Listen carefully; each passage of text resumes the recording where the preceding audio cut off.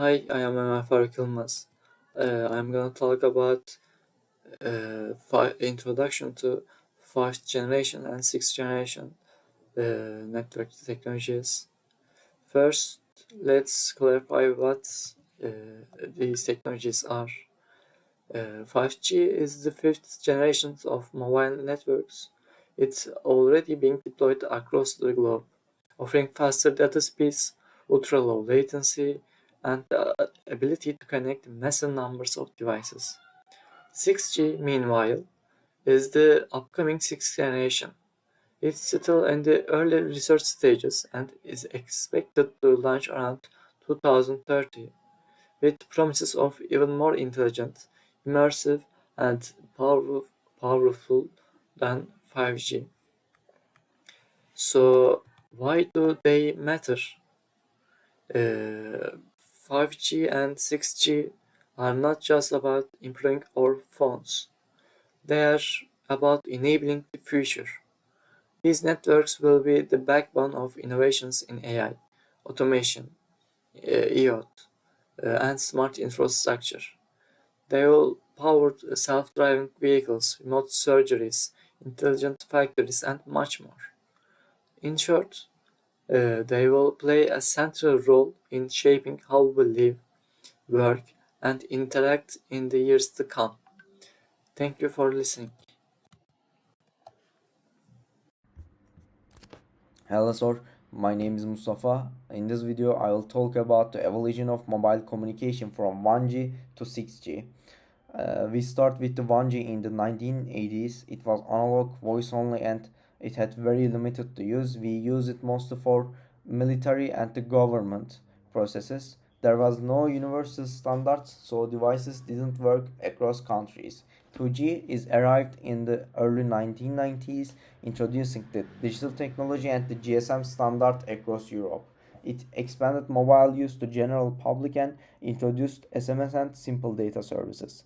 Then 3G came in the 2000s. 3G enabled higher data rates, better voice quality, and the beginning of the mobile internet access. 4G brought high speed all IP connectivity, and it eliminated circuit switching and introduced the key technologies like MIMO and carrier aggregation. 5G takes it even further. It supports Internet of Things, autonomous vehicles, and enhanced mobile broadband. It enables ultra low latency below 1 millisecond, network slicing, and multi connectivity.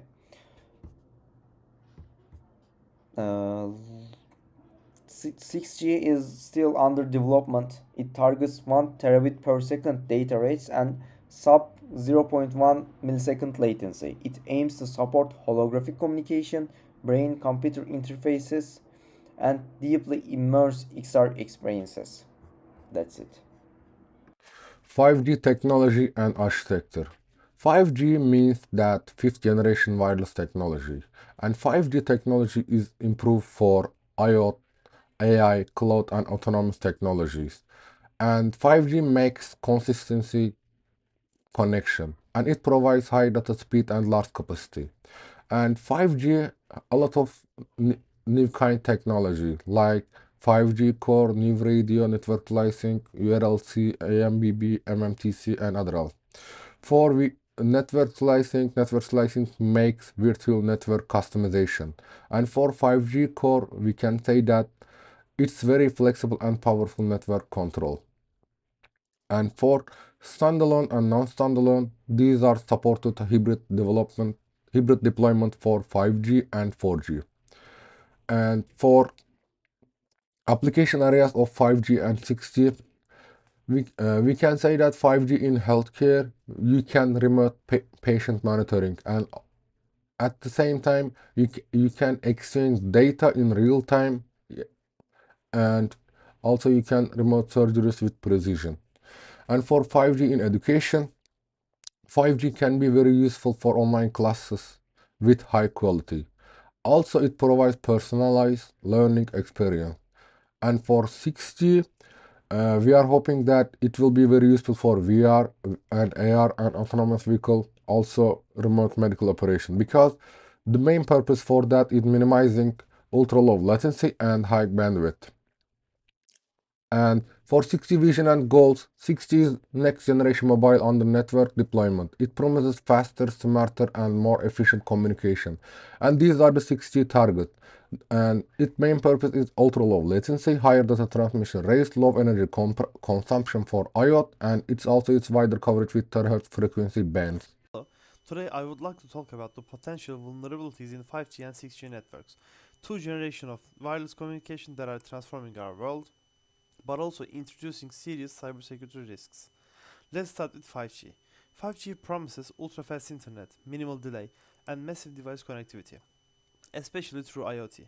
However, the technologies that enable this, like software-defined networking, virtualization, and cloud-native architecture, also increase the attack surface.